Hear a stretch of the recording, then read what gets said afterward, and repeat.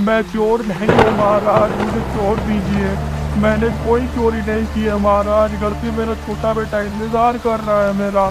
जाने दीजिए, मेरे सिवा उसका और इस दुनिया में कोई नहीं है महाराज, मुझे छोड़ दीजिए महाराज। तुमने मेरे राज्य में चोरी करने का दुस्साहस कैसे किया?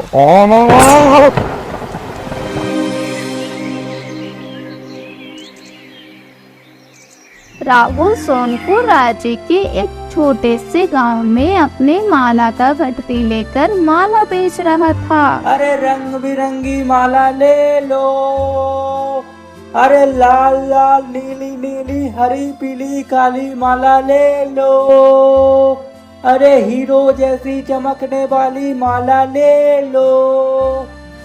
तभी एक औरत राहुल के पास आकर बोली,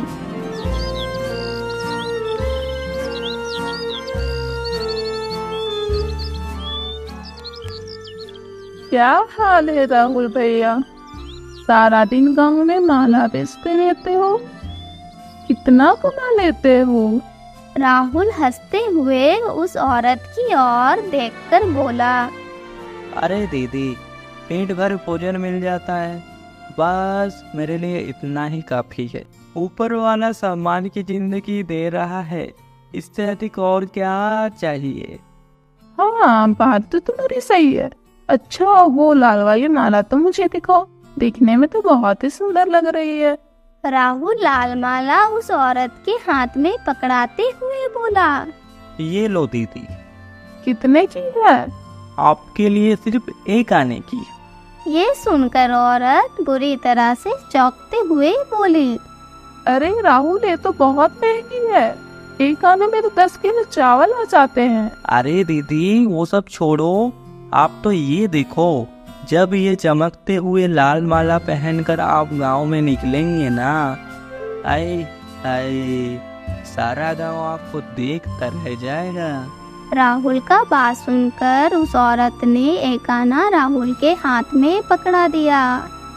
राहुल मुस्कुराते हुए अपने घर की ओर चला गया।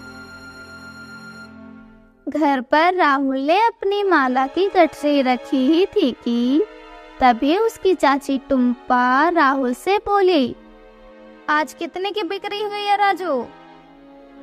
हाँ, सुबह से लेकर शाम तक सारे गांव में बस ऐसा ही घूमता रहा चाची, आज ज्यादा बिक्री नहीं हुआ है। सिर्फ बेचारी एक औरत ने ही चूड़ी खरीदी थी, वो भी एक आने की। ये सुनकर टुम्पा बुरी तरह से क्रोधित होते हुए बोली, देखो राहुल, तुमसे 1000 बार कह चुकी हूँ कि ये माला बेचने का धंधा बंद कर दो और अपने चाचा के साथ खेती करो। अरे तुम महीना में मुश्किल से केवल 1 या 2 आने ही देते हो और उससे ज्यादा तो तुम भोजन खा जाते हो।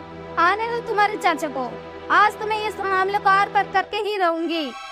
शाम को राहुल का चाचा माधव जैसे ही घर आया, टुम्पा उस पर बरस पड़ी। देखो जी, अब बस बहुत हो गया, अब बस मैं तुम्हारे लाडले भतीजे को इस घर में एक पल नहीं देख सकती। आप इसे अच्छे से समझा दीजिए, इसे अगर इस घर में रहना है तो महीने में कम से कम 10 आने मेरे हाथ में पकड़ाने होंगे। अरे सुनीता, कम से कम मुझे सांस तो लेने दे। अरे मैं खेत से काम करके थका हारा घर में लौटा हूँ, पानी देने के बजाय तुम तो आते ही मुझ पे बरस पड़ी, ऐसा वैसा ये वो। अरे रुक जा थोड़ा भाई, रुक जा। क्योंकि मैं कई घंटा से आपके ही आने का इंतजार कर रही थी। तुम्हें पता भी है, आज तुम्हारे भतीजा ने मेरे हाथ में 1 आना ही रखा है। अब तुम ही बताओ, 1 आने में कोई घर चल सकती है क्या? महंगाई कितनी बढ़ गई है। अरे टुम्पा, तुम क्यों मेरे भतीजा के पीछे पड़ी रहती हो? अरे क्या मेरा कमाया हुआ धन कम पड़ रहा है तुमको, जो उसके पीछे पड़ी रहती हो? कम तो नहीं पड़ता, लेकिन मैं नहीं चाहती कि आप ही काम कर करके अपना शरीर को दुखाओ और आपका भतीजा माला का गठरी लेके सारा गांव में मौज करता फिरे। आप जाकर उससे बात कर लीजिए। टुम्पा के कहने पर माधव ना चाहते हुए भी राहुल के कमरे पर चला गया। राहुल उदास बैठा हुआ था। राहुल को उदास देखकर कर माधव बोला। राहुल, देखा जाए तो एक तरफ से तुम्हारे चाची टुम्पा ठीक ही कहती है। आखिर तुम चूड़िया बेच के कितना ही कमा लेते हो, तुम मेरे साथ खेत में काम क्यों नहीं करते हो? देखो, हम दोनों चाचा भतीजा मिलकर अगर खेत में काम करेंगे तो घर में और अधिक धन आएगा, है ना? और चाचा आप तो जानते हो कि मैं तो चूड़ी बेचने का धंधा बंद नहीं कर सकता, क्योंकि ये हमारे पिताजी की निशानी है। हमारे पिताजी भी आसपास के गांव में चूड़ियाँ बेचने के लिए मशहूर थे। मुझे अच्छा लगता है चाचा ये काम। हाँ, जानता हूँ रे राजू कि ये हमारा पुश्तैनी काम है, लेकिन तुम भूल रहे हो, तुम्हारे माँ के गुजर जाने के बाद मेरे बड़े भाई एक दिन माला बेचने निकले थे, पर वो कभी लौट के नहीं आए। राहुल, तुम मेरे भतीजे हो, मुझे तुम्हारे घर चलाने में कोई आपत्ति नहीं है, लेकिन कल को तुम्हारा विवाह भी होगा। विवाह के बाद तुम्हें अपनी जिम्मेदारियां स्वयं उठानी पड़ेंगी ना। राहुल उदास होकर बिना खाना खाए अपने घर से निकल गया और एक घने पेड़ के नीचे जाकर उदास होकर बैठ गया। तभी गांव का सरपंच आके राहुल से बोला। राजू, क्या बात है, आज तुम बड़े उदास नजर आ रहे हो और तुम्हारा चेहरा देख के ऐसा लग रहा है जैसे तुम सुबह से भूखे भी हो। हाँ, आप सही कहते हैं मुखिया जी। चूड़ियाँ बेचकर जब घर आया था तब सोचा था कि चाची के हाथ का गर्मा गर्म रोटी खाऊंगा, मगर चाची के हाथ का गर्मा गर्म रोटी तो नहीं मिली, मगर गर्मा गर्म डांट जरूर मिल गई। सरपंच मुस्कुराते हुए राहुल से बोला। गर्मा गर्म डांट। देख राहुल, मैं तुम्हारे चाचा चाची को अच्छी तरीके से जानता हूँ, पहचानता हूँ। तुम्हारा चाचा तुमसे बहुत प्रेम करता है और तुम्हारी चाची जुबान की जरा सा कड़वी जरूर है, लेकिन दिल की उतनी बुरी नहीं है। वो जो कहती है सच कहती है। देखो, तुम चूड़ियाँ बेचने का धंधा बंद करके अपने चाचा के साथ हाथ क्यों नहीं बटाते हो? खेत का काम करोगे अपने चाचा के साथ मिलकर तो तुम दोनों और आगे बढ़ोगे। क्यों? मुखिया जी, आप तो जानते हैं मैं पिताजी के धंधे को नहीं बंद कर सकता। मुझे याद है जब मैं छोटा था तब मैं पिताजी के साथ अलग अलग गांव में माला बेचने जाया करता था। हाँ बेटा राहुल, मुझे भी याद है तुम्हारे पिताजी इस गांव में ही चूड़ियाँ नहीं बेचते थे, बल्कि इस गांव के बाहर दूसरे गांव में भी चूड़ियाँ बेचने जाते थे। और तुम तो जानते हो तुम्हारी बिक्री कम क्यों होती है, तुम केवल अपने ही गांव में चूड़ियाँ बेचते हो। सरपंच का बात सुनकर राहुल बुरी तरह से चौंकते हुए बोला। हाँ, मुझे आपके बातों पे काफी दम नजर आ रहा है मुखिया जी। आप सही कहते हैं, पिताजी इस गांव के बाहर आसपास के गांव में भी माला बेचते थे। हाँ, मैं सोनपुर राज्य में जाकर चूड़ियाँ बेचूंगा, वहाँ अधिक बिक्री होगी।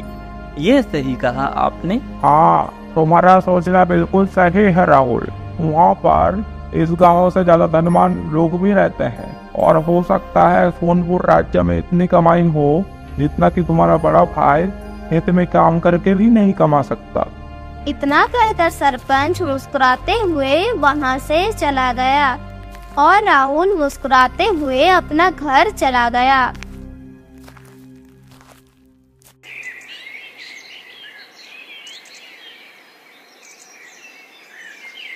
अगले दिन राहुल अपना गठरी उठाते हुए चाचा और चाची से बोला। मैं चलता हूँ चाचा और चाची। चलता हूँ से क्या मतलब है? अरे भाई, तुम माला बेचने ही तो जा रहे हो ना? आपने सही कहा चाचा, मैं माला ही बेचने जा रहा हूँ, लेकिन अब मैं गांव में माला नहीं बेचूंगा बल्कि नदियापुर राज्य में जाकर माला बेचूंगा। हाँ। ये क्या कह रहे हो तुम?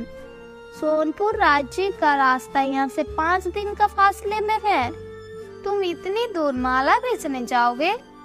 आपने सही कहा चाची, आपको घर चलाने के लिए धन चाहिए ना, और ज्यादा धन मैं राज्य में माला बेच के ही कमा सकता हूँ।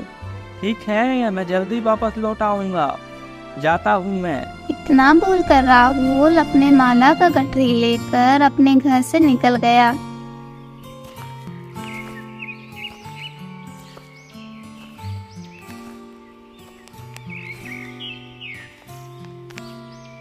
कुछ ही दिनों में राहुल सोनपुर राज्य में पहुंच गया। सोनपुर राज्य को देखकर राहुल आश्चर्य से अपने आप से बोला, अरे वाह, ये सोनपुर राज्य तो बड़ा ही सुंदर है। चारों ओर जंगलों से भरा हुआ हरा भरा राज्य। वाह, कितना सुंदर लग रहा है। मैं कहाँ हुई की मेंढक की तरह था कि अपने गांव को ही पूरा संसार समझ रहा था। वाह वाह वाह वाह। इतना बोलकर राहुल सोनपुर राज्य के बाजार में आवाज लगाकर माला बेचने लगा। रंग बिरंगी माला ले लो, माला माला माला, लाल लाल हरी हरी नीली पीली माला ले लो। कुछ ही देर में राहुल की आधी माला बिक गई। राहुल फिर अपने आप से बोला, अरे गांव में तो इतनी माला महीनों में नहीं बिक पाती थी। अरे यहाँ पर तो कुछ ही देर में आधी माला बिक गई। अब बाकी बची हुई माला भी बिक जाए तब तो मजा ही आ जाए। तभी सोनपुर राज्य का एक व्यक्ति राहुल से बोला, लगता है इस गांव में नए हो भैया। हाँ सही कहा भैया, मैं यहाँ पर पहली बार आया हूँ। अरे अगर तुम्हें माला बेचना है तो सोनपुर राज्य की नदी के ओर चले जाओ, वहाँ पर तुम्हारे सारे माला बिक जाएंगे। ये कैसी बात कर रहे हो भैया, भला नदी के किनारे माला कैसे बिकेगी? धत। वो व्यक्ति हंसते हुए राहुल की ओर देखकर बोला, अरे शायद तुम्हें नहीं मालूम, महाराज की इकलौती पुत्री सुमन अपने सखियों के साथ नदी के किनारे घूमने आई हुई है। तुम्हारी सुंदर सुंदर माला राजकुमारी कुसुम और उनकी सखियों को बहुत पसंद आएगी। अरे जाके दिखाओ तो सही। उस व्यक्ति का बात सुनकर राहुल तुरंत सोनपुर राज्य के नदी की ओर चला गया, जहाँ पर राजकुमारी सुमन अपनी सखी के साथ बैठी हुई थी। राहुल के पास इतना सुंदर सुंदर माला देखकर राजकुमारी सुमन राहुल की ओर देखकर बोली, क्या नाम है तुम्हारा? तुम्हारे पास तो बहुत ही सुंदर सुंदर माला है। मेरा नाम राहुल है राजकुमारी जी। अगर आप इन माला को पहनोगे तो आप और भी अधिक सुंदर लगोगे। जिस रंग की माला मुझे मेरे गले में अच्छी लगेगी, मैं तुमसे तुम्हारी मुंह मांगी कीमत में खरीद लूंगी। इतना बोलकर राजकुमारी अपने हाथ आगे की ओर करते हुए बोली, मुझे एक एक करके सारे माला दिखाओ राहुल माला वाले। कुछ ही देर में राजकुमारी ने सारी माला पहनकर देख ली, मगर राजकुमारी को कोई भी माला पसंद नहीं आई। तुम्हारी मालाएं अच्छी है राहुल माला वाले, लेकिन जो माला मुझे चाहिए वो माला तुम्हारे पास नहीं है, और ना ही वो माला तुम्हारे पास हो सकती है। तभी राजकुमारी के सखी ने राहुल को 10 सिक्के देते हुए बोली, राहुल माला वाले, ये सारा माला मुझे दे दो। राजकुमारी को जो माला चाहिए वो तुम नहीं ला सकते हो। राहुल ने 10 सिक्के खुशी खुशी अपने जेब में रख लिए और वो माला की गठरी राजकुमारी के सखी को देते हुए राजकुमारी को बोला, ऐसी कौन सी अनोखी माला है राजकुमारी जी जो आपको पसंद है? आप मुझे बताइए, वो माला मैं आपके पास जरूर लेके आऊंगा। तो फिर मेरी बात ध्यान से सुनो राहुल माला वाले। मैं अपनी माँ के साथ इस नदी के किनारे बैठी हुई थी, तभी तुम्हारे जैसे दिखने वाला एक माला वाला मेरे माँ के पास माला बेचने आया था। मेरी माँ ने वही माला उस माला वाले को लाने को कहा था। मेरे माँ को उस माला वाले ने वचन दिया था कि वो माला जरूर ला कर देगा, और मेरी माँ उसका इंतजार करते करते चल बसी, मगर वो आज तक वापस नहीं आया। देखिए, अब हो सकता है कि उस माला वाला का कोई मजबूरी रहा हो, वो वापस नहीं आ सका हो, लेकिन आप मुझे तो बताइए कि वो अनोखी चूड़ी किस प्रकार की है और वो कहाँ मिलेगी। मैं ये माला आपको जरूर भेंट करूँगा। ये एक खास किस्म का माला है जो दिन के प्रकाश में भी हीरो के मोतियों के जैसे चमकता है। कहते हैं उस माला के बारे में सोनपुर राज्य के घने जंगल में रहने वाले एक साधु ही जानते हैं, जो एक गुफा के अंदर तपस्या में लीन है। ठीक है, मैं आपको वचन देता हूँ राजकुमारी जी, अब जब भी मैं सोनपुर राज्य लौटूंगा तो वो अनोखी चूड़ी हासिल करके ही लौटूंगा। अगर तुम वो माला हासिल करने में कामयाब हो गए राहुल माला वाले, मैं तुम्हें इतना धन दूंगी कि तुम्हारे आने वाले 7 नस्लों को भी माला बेचने की आवश्यकता नहीं पड़ेगी। वो अपना सारा जीवन ऐशो आराम से व्यतीत करेंगे। राजकुमारी की बात सुनकर राहुल मुस्कुराता हुआ सोनपुर के घने जंगल की ओर चल दिया। वो जंगल के काफी अंदर तक चल गया। राहुल के पैर पूरी तरह से थक चुके थे। तभी जंगल में भयंकर वर्षा होने लगी।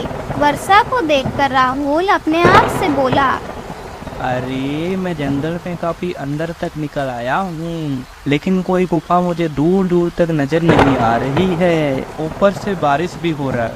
अरे, मुझे बारिश से छुपने के लिए कोई ठिकाना ढूंढना पड़ेगा। राहुल बारिश से बचने के लिए इधर उधर देखने लगा।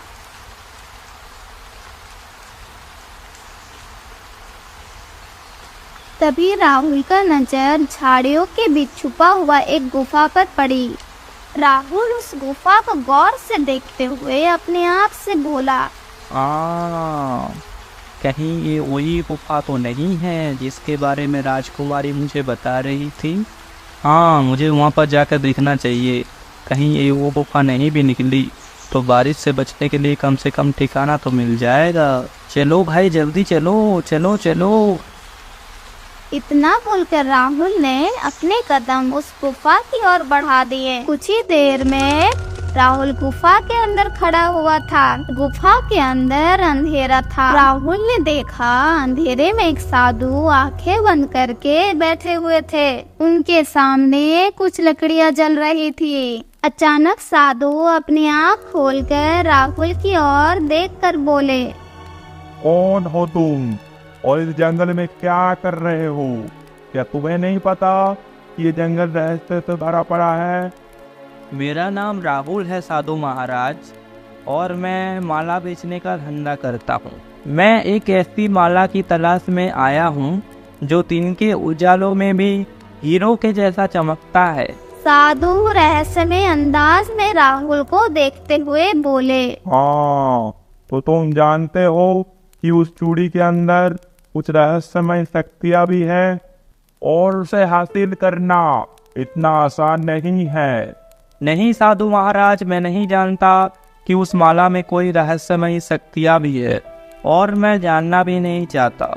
मैं तो बस राजकुमारी सुमन को उस माला को भेंट करने का वचन दिया था। मैं बस उस वचन को पूरा करना चाहता हूँ, बस इतना ही जानता हूँ। हाँ, तो फिर ध्यान से सुनो।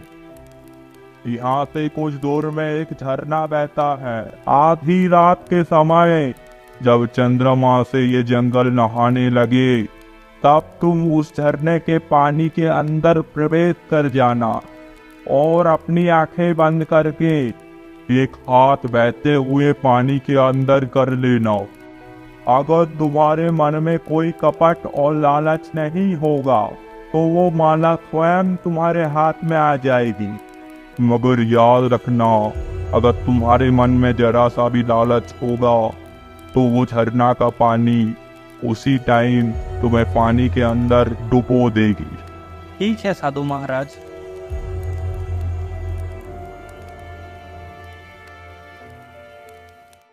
इतना बोलकर राहुल भयंकर वर्षा के बीच ही उस झरने की तलाश में निकल गया।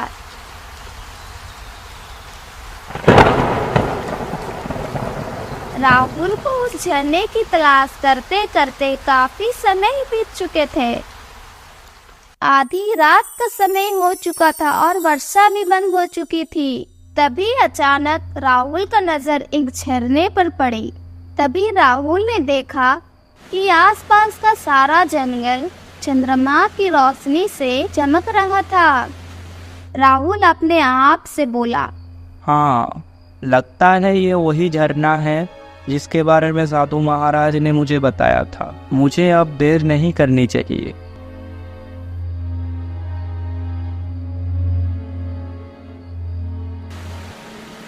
राहुल उस झरने की पानी के अंदर प्रवेश कर गया और अपने आंखें बंद करके एक हाथ पानी की झरने के अंदर कर दिया। अगले ही पल झरने के कुछ बूंदों के साथ एक चमकता हुआ सुनहरे रंग का माला राहुल के हाथ में आ गया। राहुल ने तुरंत आंखें खोल ली। अरे वाह, ये तो बहुत ही अनोखी और रहस्यमय ही माला लगती है। हाँ, मुझे अब इस अनोखी माला को राजकुमारी कुसुम को भेंट कर देना चाहिए, जैसा कि मैंने उन्हें वचन दिया था। चल राहुल, अब वचन पूरा किया जाए। इतना बोलकर राहुल झरने से बाहर निकल गया। झरने से बाहर राहुल कुछ दूर ही चला था। तभी उसे एक व्यक्ति की कड़कदार आवाज टकराई। वहीं पर रुक जाओ लड़के, अगर एक कदम भी आगे बढ़ाया तलवार से तुम्हारा गर्दन काट कर धड़ से अलग कर दूंगा। राहुल जैसे ही पीछे मुड़कर देखा, एक डाकू मुंह पर कपड़ा ढके राहुल को घूर रहा था। राहुल उस डाकू को देखकर डरते हुए बोला, कौन हो तुम? मेरा नाम काली सिंह है, मैं इस जंगल का डाकू हूँ। चल बेटा, वो अंगूठी मेरे हवाले कर दे। दे। नहीं, मैं माला तुम्हारे हवाले नहीं करूँगा। तभी डाकू कालू सिंह ने अपनी तलवार निकाल ली। अच्छा, तो चल बेटा, सीधी तरह से मेरे साथ चल। चल। राहुल हाथ जोड़ते हुए डाकू कालू सिंह से बोला, मैं तुम्हारे हाथ जोड़ता हूँ डाकू कालू सिंह, मुझे जाने दो। और मैंने जो अनोखी चूड़ी बड़ी मुश्किल से हासिल की है, उसे मुझसे मत छीनो। मैं वो अनोखी चूड़ी राजकुमारी कुसुम को भेंट करना चाहता हूँ। बकवास बंद कर और चल सीधा तरह से मेरे साथ। अब अगर तूने कोई चूचपाट की तो मैं नहीं, मेरा तलवार तुझसे बात करेगी। सीधा गर्दन धड़ से अलग हो जाएगा, तेरा सर जमीन पे मिलेगा, समझा? अब चल मेरे साथ। राहुल के पास डाकू कालू सिंह के बात मानने के अलावा कोई रास्ता नहीं था। राहुल चुपचाप डाकू कालू सिंह के साथ चलने लगा। डाकू कालू सिंह राहुल को जंगल के झाड़ियों के रास्तों से लेकर जाते हुए एक झोपड़ी पर लेकर गया और बोला, सीधी तरह से झोपड़ी के अंदर घुस जाओ। जा। देखो, अगर तुम मुझे मारना चाहते हो तो इसी समय मुझे मार सकते हो, लेकिन मेरे जीते जी मैं वो चूड़ी तो तुम्हारे हवाले नहीं करूँगा। अरे मूर्ख, वो अंगूठी तुम्हारे जान से बढ़कर नहीं है। जो मैं कहता हूँ वो करो, उस झोपड़ी के अंदर घुस जाओ। घुस जाओ। राहुल चुपचाप झोपड़ी के अंदर घुस गया। झोपड़ी के अंदर घुसते ही राहुल की आंखें आश्चर्य से फटी की फटी रह गई और एक बूढ़ी स्त्री की लाश उस चारपाई पर पड़ी हुई थी। और ये देखकर राहुल बुरी तरह से कांपते हुए डाकू कालू सिंह से बोला, सच बताओ, तुमने इस बूढ़ी स्त्री की हत्या क्यों कर दी? क्यों? क्यों हत्या कर दी? ये सवाल तू डाकू काली सिंह से पूछ रहा है? ज्यादा बकवास मत कर बच्चे, चल चल चल बेटे, सीधी तरह से वो अनोखी और रहस्यमयी चूड़ी मेरे हवाले कर दे। तू उस चूड़ी के रहस्य के बारे में नहीं जानता, चल ला दे। और मैं जानना भी नहीं चाहता। तभी डाकू कालू सिंह राहुल के नजदीक आकर बोला, हाँ, तो मैं तुझे अब आखिरी मौका देता हूँ। इसके बाद मैं तुझ पर तरस नहीं खाऊंगा, तेरी गर्दन तेरे धड़ से अलग कर दूंगा। डाकू कालू सिंह इतना कहा ही था कि तभी राहुल ने डाकू कालू सिंह को धक्का दे दिया। डाकू कालू सिंह को राहुल से बिल्कुल भी इस बात की उम्मीद न थी। उसके गिरते ही तलवार उसके हाथ से छूट पड़ी। अचानक राहुल ने वो तलवार अपने हाथ में ले ली और डाकू कालू सिंह से बोला, अब बोल, अब ये तलवार मेरे पास है। तुमने ना जाने कितने ही निर्दोष और बेकसूर आदमियों का हत्या की होगी और ना जाने कितने ही आदमियों को इस जंगल में लूटा होगा। तुझे तो इसकी सजा मिलनी ही चाहिए। अगर मैं तुझे जिंदा छोड़ देता हूँ तो तू और भी निर्दोष इंसानियों की हत्या करेगा, इसीलिए मैं तुझे नहीं छोड़ने वाला। आवा! अचानक राहुल के आँख के सामने उस झोपड़ी के अंदर काला धुआं फैलने लगा। रंग बिरंगी कीनों के साथ अचानक वो बूढ़ी चारपाई से उठकर बैठ गई और एक सुंदर रानी में परिवर्तित हो गई। तभी राहुल ने देखा डाकू कालू सिंह उठकर खड़ा हो गया और रंग बिरंगी कीनों के साथ एक सुंदर राजा में परिवर्तित हो गया। ये देखकर राहुल आश्चर्यचकित होकर राजा की ओर देखकर बोला, अब आखिर ये कैसा चमत्कार है राजन। अब कुछ देर पहले आप तो डाकू काली सिंह थे और ये सुंदर स्त्री एक बूढ़ी स्त्री थी जो कि मरी हुई थी। तुम्हारा बहुत बहुत धन्यवाद। तुम्हारी वजह से मैं और मेरी पत्नी इस श्राप से आजाद हो पाए। मतलब मैं कुछ समझा नहीं। चलो मैं समझाता हूँ। बरसों पहले मैं अपनी पत्नी को इस जंगल की सैर कराने लाया था। तभी मुझे उसी झरने के पास जहाँ पर तुम मुझे मिले थे, तुम्हारे ही जैसे दिखने वाला एक व्यक्ति मिला। मैंने उस व्यक्ति को चोर समझ के पकड़ लिया। वो व्यक्ति मेरे सामने गिड़गिड़ाता रहा कि वो चोर नहीं है, उसने चोरी नहीं की, परंतु मैं नहीं माना और मैंने तलवार से उसकी गर्दन अलग कर दी। तभी वहाँ पर एक मुनिवर प्रकट हुए और उन्होंने मुझसे कहा कि मैंने एक निर्दोष की हत्या की है। उन्होंने मेरी पत्नी को एक मरी हुई बूढ़ी स्त्री में प्रकट कर दिया और मुझे डाकू में परिवर्तित कर दिया और कहा कि मैं अपना पत्नी का बूढ़ा मरा हुआ चेहरा रोज देखूंगा और डाकू के रूप में ही इस जंगल में भटकता रहूंगा। यही मेरी सजा है। मैं साधु के सामने बहुत रोया, गिड़गिड़ाया, माफी मांगी, क्षमा मांगी, सब कुछ किया।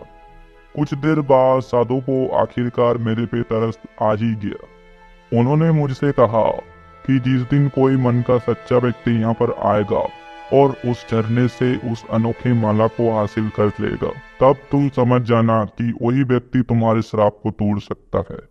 तब तुम उस व्यक्ति को इतना परेशान करना, इतना कि वो तंग आकर तुम्हारी हत्या कर दे। तुम्हारी हत्या होते ही तुम्हारे ऊपर से श्राप खत्म हो जाएगा और तुम अपने असली रूप में आ जाओगे। बस यही बात है। अच्छा, तो इसीलिए आप मुझे तलवार की नोक पे इस झोपड़ी पे लेके आए थे। हाँ बिल्कुल, तुमने सही कहा। मैं तब से उस झरने के पास भटक रहा था, शायद तुम्हारी इंतजार में था। इतना बोलकर राजा अपनी सुंदर पत्नी को लेकर वहां से चला गया और राहुल वो अनोखी माला लेकर सीधे सोनपुर राजी के महल के अंदर चला गया। महल के दरबार में राजकुमारी सुमन अपने पिता के साथ बैठी हुई थे। राजकुमारी सुमन राहुल को देखकर चौंकते हुए बोली, तुम्हारे चेहरे की चमक बता रही है राहुल माला वाले कि तुम वो अनोखी माला हासिल करने में कामयाब हो गए। आपने सही कहा राजकुमारी सुमन। इतना बोलकर राहुल ने वो रहस्यमयी माला अपने जेब से निकाल ली। महल के सभी लोग उस अनोखी माला को आश्चर्य से देखने लगे। वो माला हीरो की जैसी चमक रही थी। राहुल ये अनोखी माला राजकुमारी के हाथों में पकड़ाते हुए बोला, ये लीजिए राजकुमारी, मैंने जो आपको वचन दिया था वो मैंने पूरा कर दिया। राजकुमारी ने वो अनोखी माला पहन ली। अचानक राजकुमारी की आंखें लाल रंग की किरणों से चमकने लगी और फिर से सामान्य हो गई। ये कैसा चमत्कार था राजकुमारी?